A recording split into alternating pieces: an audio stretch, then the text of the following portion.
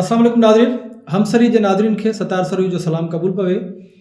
अॼु असां पंहिंजे प्रोग्राम ॾिया ॾिया लाट सां हाज़िर थिया आहियूं ऐं यकीनन असांजो पहिरियों प्रोग्राम ॾिठो हूंदो ऐं तव्हांखे पसंदि बि आयो हूंदो। अॼु असां ॾिया ॾिया लाट में लतीफ़ी फ़िक्र जे सेगमेंट सां हाज़िर थिया आहियूं ऐं हिन प्रोग्राम में असां हमेशह शाह अब्दुल लतीफ़ भिटाई रहमतुल्लाह अलैह जे फ़िक्र खे, फ़लसफ़े खे ऐं उन जी शाइरीअ खे पंहिंजे समाज सां ॻंढे उन मां कुझु रहनुमाई हासिलु कंदासीं। जीअं त तव्हांखे ख़बर आहे त लतीफ़ साईं न सिर्फ़ु सिंध पर सॼी दुनिया में हिकु तमामु वॾो शाइर, आलमगीर फ़िक्र रखंदड़ हिकु अज़ीम शख़्सियत तौरु सुञातो वञे थो। इहा असांजी ख़ुशनसीबी आहे सिंध वारनि जी, ख़ासि करे त असांखे शाह लतीफ़ जहिड़ो रहबर ऐं शाह साईं जहिड़ो अज़ीम मुफ़क्किर मिलियो आहे जंहिं वटि पूरे समाज जो मुतालिक़ो मौजूदु आहे।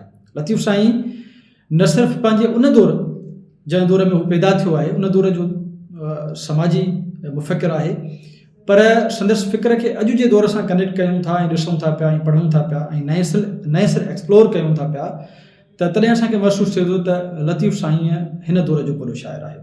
ऐं न सिर्फ़ु हिन दौर पर ईंदड़ कई दौरनि ताईं लतीफ़ साईं जो जेको फ़िक्र आहे असांजे सिंधी समाज तोड़े सॼी दुनिया जी रहनुमाई कंदो रहंदो। अॼु असां हिन प्रोग्राम में ख़ुशूसी तौर ते लतीफ़ी फ़िक्र में लतीफ़ साईं जे फ़िक्र खे कनेक्ट कंदासीं अॼु जी सूरत हाल सां ऐं नौजवाननि खे नए सिर लतीफ़ साईं जो कलाम खे सम्झण में मदद कंदासीं।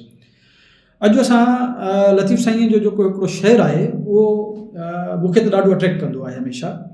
उहो शेर आहे त महरूम ई मरी विया माहिर थी न हुआ, चिड़ीअ जीअं चुंझ हणी लॾियाऊं लुआ, हुबा वई हुआ इन ई वादीअ विच में। ही नौजवान गौर सां मुंहिंजी ॻाल्हि ॿुधनि, जेके असांजा हमसरी जा व्यूअर आहिनि उन्हनि खे गौर सां ॿुधनि त लतीफ़ साईं जे हिन फ़िक्र खे सम्झूं था पिया। लतीफ़ साईं चए थो त उहे माण्हू जेके जिन पंहिंजी ज़िंदगीअ जो मक़सदु न सुञातो या जिन पंहिंजे ज़िंदगीअ में पंहिंजो पाण खे सिखण जे अमल में शामिलु न कयो, लर्निंग प्रोसेस में शामिलु न कयो, ज़िंदगीअ मां उन सबक़ु हासिलु न कयो, ज़िंदगीअ में पंहिंजे स्किल्स खे वधाइण लाइ हुननि एफर्ट न कई, हुन ज़िंदगीअ खे सफल बणाइण जे लाइ स्ट्रगल न कई, जुस्तजू न कई, उहे माण्हू basically at the end of the day उहे महरूम थी मरी था वञनि पिया। हाणे ॿ माण्हू आहिनि, हिकिड़ो महरूम ऐं ॿियो माहिर, ॿई ज़िंदगीअ जा अक्स आहिनि, हिकु कामयाबु ऐं ॿियो नाकाम। महरूम माण्हू माना नाकाम माण्हू, माहिर माण्हू माना कामयाबु माण्हू।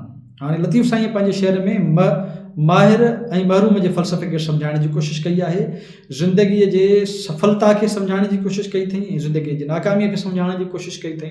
लतीफ़ साईं चए थो त उहे माण्हू जिन पंहिंजो पाण खे तब्दील न कयो, वक़्त सां गॾोगॾु पंहिंजे स्किल्स खे डेवलप न कयो, पंहिंजे वजूद जे हुजण जे जेके महसूसात आहिनि उन्हनि खे महसूसु न कयो, हुजण जे कारणनि खे महसूसु न कयो ऐं पंहिंजे ज़िंदगीअ खे कामयाबु बणाइण लाइ स्ट्रगल न कई, जदोजहद न कई, उहे माण्हू basically at the end of the day महरूम थी मरी था वञनि पिया, हासिलु करे कुझु नथा मरनि। थियणु त ईअं खपे त इहे माण्हू हासिलु करे मरनि, माना एक्सपर्ट थी मरनि। ज़िंदगी त कामयाबीअ जो नालो आहे, फ़लसफ़े जो नालो आहे,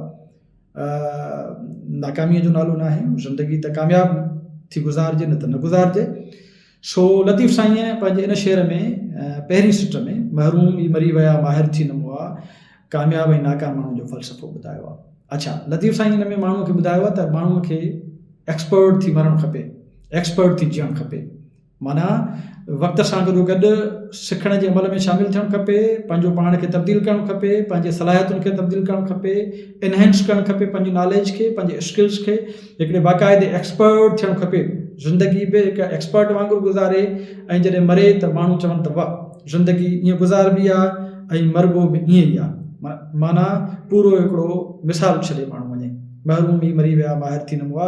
हाणे लतीफ़ साईं चए थो त उहे माण्हू जिन लर्निंग जे अमल में पंहिंजो पाण खे शामिलु न कयो, उहे दरअसल at the end of the day महरूम थी था मरनि। पर जीअं कीअं था, ॿी सिट में लतीफ़ साईं चए थो त चिड़ीअ जीअं चुंझ हणी लॾियाऊं लुआ। तव्हांजे मुशाहिदे मां यकीनन इहा ॻाल्हि गुज़री हूंदी, मुंहिंजे मुशाहिदे मां गुज़री आहे त अहिड़ा लतीफ़ साईं चए थो त झिरकी, चिड़ी माना झिरकी, तव्हां इन झिरकीअ खे ॾिठो हूंदो त कॾहिं कॾहिं झिरकी उॾामी अची संग जे मथां वेहे थी ऐं उन ई लम्हे संग खे ठोंगो हणे थी ऐं उन ई लम्हे उॾामी थी वञे।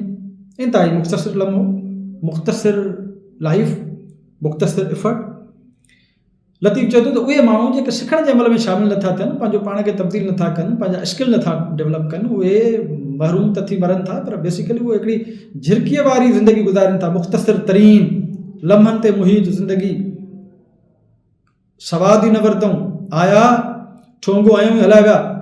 भले इन्हनि माण्हुनि जी ज़िंदगी 70 साल हुजे, 80 साल हुजे ऐं 90 साल हुजे या 100 साल हुजे, इहे माण्हू जेके जिन पंहिंजो पाण खे एनहेंस न कयो, पंहिंजे सलाहियतुनि खे वधायो न, पंहिंजो पाण खे वक़्त सां गॾो गॾु इल्म जी रोशनीअ सां रोशनास न करायो, स्किल्स डेवलप न कया, उहे माण्हू बेसिकली इन झिरकी जीअं आहिनि ऐं मुख़्तसिर ज़िंदगी गुज़ारनि था पिया। ठीकु आहे। वरी टीं सिट में लतीफ़ साईं चए थो, उन्हनि माण्हुनि लाइ चवे थो, महरूम माण्हुनि जे लाइ, उहो चए थो त इहे माण्हू बि उन हुबाब वांगुरु, हुबाब ई हुआ इन ई वादीअ विच में। हुबाब चइबो आहे जर जे फोटे खे।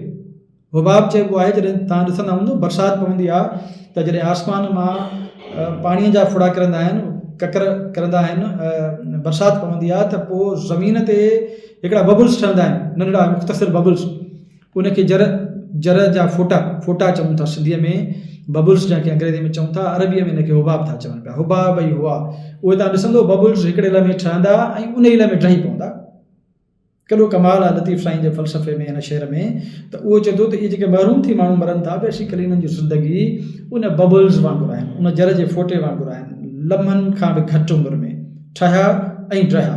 इंसानु आयो ऐं वियो, विच में कुझु बि न। भले 90 साल उमिरि हुजे, पर इन्हनि माण्हुनि जेके जिन पंहिंजो पाण खे तब्दील न कयो, लर्निंग न कई, उहे ला हासिल करे मरी विया, उन्हनि जी ज़िंदगी बेसिकली उन जर जे फोटे जीअं आहिनि, त उहे उअं ई मरी था वञनि। हुबाब ई हुआ हिन जे वादी विच में। सो लतीफ़ साईं जे हिन फ़िक्र खे अॼु जो नौजवान खे सम्झण जी ज़रूरत आहे। लतीफ़ साईं हिन शेर में इहो मैसेज ॾिनो आहे त अचो त असां पंहिंजी ज़िंदगीअ खे तब्दील कयूं, अचो त असां पंहिंजो पाण खे सिखण जे अमल में शामिलु कयूं ऐं हर वक़्तु सिखूं। ऐं इहो फ़लसफ़ो लतीफ़ साईं ॾिनो आहे त ज़िंदगी बेसिकली वहंदड़ नदी आहे। ज़िंदगी वहंदड़ नदी आहे, उन में रोज़ नवां तजुर्बा थींदा, रोज़ नवां स्किल सिखबा, रोज़ नयूं शयूं ईंदियूं, नवां चैलेंजिस ईंदा, उन्हनि जे लाइ नई जुस्तजू थींदी ऐं अॻिते वधण जो हिकिड़ो सिलसिलो हलंदो, हिकिड़ो सफ़र जारी रहंदो। पर जेकॾहिं ज़िंदगी वहंदड़ नदी न आहे ऐं जेकॾहिं सिखण जे अमल में शामिलु न थींदो माण्हू, त पोइ उनजी ज़िंदगी बेसिकली बीठल पाणीअ जीअं आहे। ऐं तव्हांखे ख़बर आहे त बीठल पाणी धप करे वेंदो आहे, ऐं बीठल पाणी धप कंदो आहे त उनखे नाकाम तसवुरु कयो वेंदो आहे, ऐं उनखे धप करे वल तसवुरु कयो वेंदो आहे, नापाक तसवुरु कयो वेंदो आहे। पर जेकॾहिं वहंदड़ नदीअ जो पाणी आहे त उहो शिफ़ाफ़ पाणी आहे, ऐं उहो जॾहिं असांजी शख़्सियत में शिफ़ाफ़पणो हूंदो, जॾहिं असांजी शख़्सियत में नवां इल्म हूंदा, नवां जेको आहे सिखण जा अमल हूंदा, त यकीनन असां आम माण्हू जी भेट में वधीक सुहिणी ऐं सफल ज़िंदगी गुज़ारे सघंदासीं। सो लतीफ़ पंहिंजे हिन शेर में हिकु दफ़ो वरी मां रिपीट थो कयां पंहिंजे नाज़रीन जे लाइ, हमसरी जे नाज़रीन जे लाइ, त महरूम ई मरी विया, माहिर थी न मुआ, चिड़ीअ जीअं चुंझाणी लॾिया हूंदो आहे, हुबा भई हुआ इन ई वादी विच में। सो हमसरी जे नाज़रीन खे इहा अपील ऐं इहा नींढ, इहा गुज़ारिश त अचो त असां पंहिंजी ज़िंदगीअ खे सफल बणाइण जे लाइ स्ट्रगल कयूं, जुस्तजू कयूं, ऐं पंहिंजो पाण खे हर वक़्तु नए इल्म ऐं नए स्किल सिखण जे लाइ रेडी रखूं, तयारु रखूं। छाकाणि त हिन दौर में, हिन दुनिया सां मुक़ाबले करण लाइ असांजे अॼु जे नौजवान खे इल्म जी रोशनीअ सां रोशनास कराइण जी ज़रूरत आहे। अॼु जे नौजवान खे इल्म जे बुनियादी फ़लसफ़े खे सम्झण जी ज़रूरत आहे ऐं स्किलफुल थियण जी ज़रूरत आहे। अॼु जो नौजवान जॾहिं स्किलफुल थींदो त उहो बीठल पाणीअ जीअं न हूंदो, उहो वहंदड़ नदीअ जीअं हूंदो ऐं उहा जुस्तजू जारी रखंदो। ऐं उमेदु आहे त तव्हांखे असांजो जेको प्रोग्राम वणियो हूंदो, असां हर ईंदड़ ॾींहं ते लतीफ़ी फ़िक्र में कुझु न कुझु अहिड़ो खणी ईंदासीं जेको तव्हांजे कम जो हूंदो, जंहिं मां तव्हांजी लर्निंग थींदी ऐं जंहिं मां तव्हांजी ज़िंदगीअ खे को न को नओं सबक़ु मिलंदो। सो उमेदु आहे त तव्हांखे असांजो हीउ प्रोग्राम वणियो हूंदो। तव्हां जेकॾहिं हिन प्रोग्राम खे ॾिसणु चाहियो था ऐं हमसरी टेलीविज़न, हमसरी जेको नेटवर्क आहे असांजो, उनखे विज़िट करणु चाहियो था, असांजे हिन प्रोग्राम खे जेको आहे तव्हां कोशिशि कयो त हिनखे सब्सक्राइब कयो ऐं लाइक कयो, ऐं महिरबानी कयो त हिनखे तव्हां कमेंट बॉक्स जे ज़रिए कमेंट ॾेई असांखे आगाह कयो पंहिंजे ख़्याल खां ऐं पंहिंजे तजवीज़ुनि खां। उमेदु आहे त तव्हांखे असांजो हीउ प्रोग्राम वणियो हूंदो। वरी कंहिं नए प्रोग्राम में नए लतीफ़ी फ़िक्र जे नए कंहिं शेर सां, एक्सप्लेनेशन सां, वज़ाहत सां ऐं तशरीह सां हाज़िर थींदासीं। तेसीं ताईं पंहिंजे मेज़बान सतार सलूई खे ॾींदा इजाज़त। अल्लाह भाई।